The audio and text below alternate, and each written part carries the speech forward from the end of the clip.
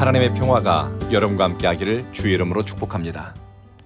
오늘 우리에게 주시는 하나님의 말씀은 신명기 28장 1절부터 19절 말씀까지입니다. 하나님의 말씀을 율법 혹은 계명이라고도 부릅니다. 사람들은 이것을 어떤 규칙이나 지켜야 할 법조항으로 생각하는데 신명기에서 당부한 율법의 핵심은 하나님에 대한 신뢰를 지키라는 것입니다. 신뢰는 상대방에 대한 사랑과 확신에서 나옵니다. 사랑 없는 규칙의 준수, 신뢰 없는 규칙의 준수는 형식은 갖췄을지 몰라도 참 사랑과 신뢰의 관계에서는 열매를 보기는 어렵습니다. 하나님은 에덴 동산에서 아담을 신뢰했습니다. 그리고 하나님의 말씀을 듣고 따라가는 아담에게 다스리고 생육하고 번성하는 복을 주셨습니다. 하나님을 신뢰하고 그 부르심에 응답하는 사람에게 주시는 다양한 축복의 내용들이 신명기 28장에 소개됩니다. 하나님을 신뢰하고 순종하는 사람에게는 생명의 길이 열립니다. 복받는 길입니다. 여러 가지 축복의 내용들이 나열되는데 정리하자면 가장 먼저 경제적인 축복입니다. 농경 문화권인 가나안에 들어가면 가장 중요한 재산은 가축입니다. 하나님께서 가축과 또 하나님을 경외하는 사람이 소유한 땅과 그 소유물에 수확물에 복을 더하십니다. 그리고 농사 때 내리는 적당한 비, 과실이 유실되지 않도록 적당한 빛과 바람을 주시고 수고한 노동에 따른 수확과 기쁨을 누리게 합니다. 하나님은 생명의 길을 가기로 뜻을 정하고 하나님을 경외하고 신뢰하고 순종하는 사람에게 손으로 하는 모든 일에 복을 주시겠다고 말씀합니다. 그러니 하나님께 복 받는 사람 곁에 머무는 이웃도 그들과 더불어 기쁨과 축복의 자리에 동참할 수 있습니다. 하나님과 동행하는 사람, 하나님을 경외하고 거룩한 삶을 사는 사람을 만나거든 그와 길동무가 되십시오. 이것도 큰 축복의 비결입니다. 그리고 사회적인 축복입니다. 모든 민족보다 뛰어나게 높여주시니 존귀한 사람으로 영광스러운 자리에 머물게 됩니다. 이웃과의 관계에 복이 임하니 시시비비를 가리는 대적들의 시비가 사라집니다. 잘잘못을 따지는 사람들이 사라지게 되니 그의 삶이 안녕하게 됩니다.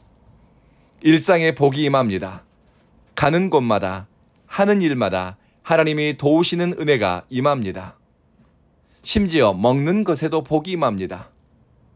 복은 생각을 뛰어넘는 굉장한 것일 거라고 기대하지만 하나님이 말씀하시는 복은 우리의 밥그릇, 친구 사이, 일터, 부부관계, 우리의 일상에 담기고 임재한다는 것을 보여줍니다.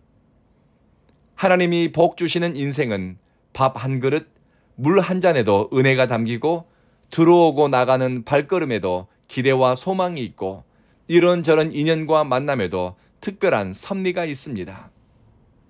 또 본인도 그렇게 믿고 냉수 한 잔, 밥 한 그릇 앞에서도 진심으로 감사하고 오늘 내게 허락된 인연을 결코 가볍게 여기지 않고 내가 해야 할 일들을 허투루 하지 않습니다. 마지막으로 평안의 복이 찾아옵니다. 하나님이 주시는 평강은 환경과 조건에 따라 흔들리지 않습니다.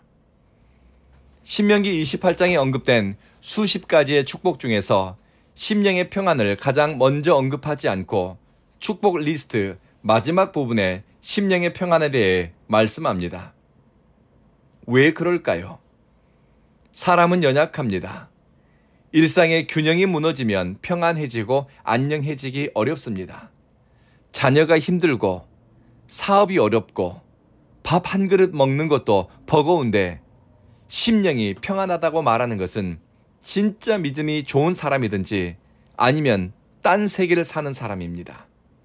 우리 같은 보통 사람들은 우리가 누리는 평화, 안녕을 위해서는 어느 정도의 물질이 필요합니다. 물질이 없는데 일상의 삶이 생존이 위협받는데 평안하다. 쉽지 않습니다. 사회적인 소속감 그리고 안정감이 필요합니다. 수고하는 일에 따른 보상과 열매도 있어야 합니다. 이웃과의 안정된 관계가 필요하고 건강한 자존감을 위한 높여줌도 필요합니다. 이런 일상의 자리가 안정되고 질서가 있을 때 보통의 사람들은 일상에서 평화, 안녕을 경험하게 됩니다.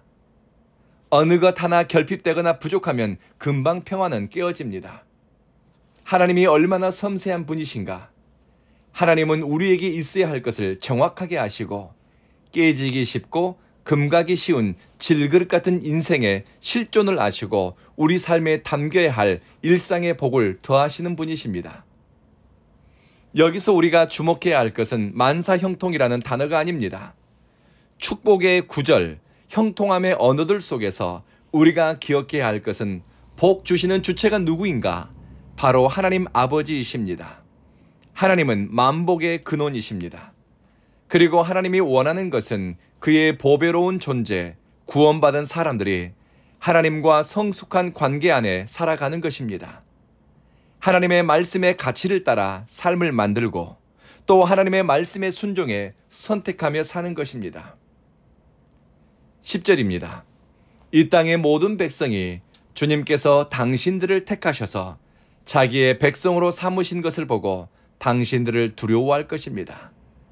하나님께 순종하여 받는 외적인 복, 심리적인 평안, 사회적인 존경을 받는 것은 귀한 일입니다. 10절에서 들려주는 것은 세상은 우리를 통해 하나님을 보게 된다는 것입니다. 하나님 아버지와 사랑과 신뢰의 관계 속에 있는 바로 여러분을 통해 이웃과 세상 사람들이 하나님을 보게 된다는 것입니다. 복 중에 복을 받은 사람은 하나님이 너는 내 백성이라, 너는 내 소유라, 너는 내 보배로운 백성이라 일컬음을 받은 사람입니다.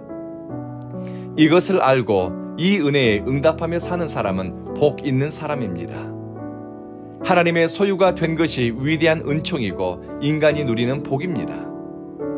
죄의 종이 되고 현실의 종이 되고 불의한 시스템 속에 묶인 인생을 하나님이 구원해내시고 내 백성, 내 소유, 내 보배로운 존재라고 불리는 것이 현세와 내세에 이르는 위대한 복이니 하나님 사랑하는 길을 오늘도 힘써 살아갑시다. 기도하겠습니다. 자비하신 주님, 우리 온 교회 믿음의 식구들과 또 이 말씀을 듣는 사람들을 위해 복을 구합니다. 주님이 말씀하시고 약속하신 축복을 사모하고 열망하면서 은혜로 받아 누리게 하소서. 우리가 먹는 떡 반죽 그릇, 일상의 음료와 삶의 자리가 복되게 하소서. 이웃과 갈등할 일이 없게 하시며 누구를 만나든 넉넉한 마음 씀씀이와 관대한 태도로 하나님의 사람으로 지어져 가는 흔적이 드러나게 하소서. 손으로 하는 일마다 복되게 하시며 수고에 따른 대가와 열매가 풍성하게 하소서. 우리가 복받아 살아가는 모습을 보고서 저 사람은 하나님과 동행하는 사람이구나, 하나님이 복을 주시는구나, 하나님께 영광 돌리게 하소서.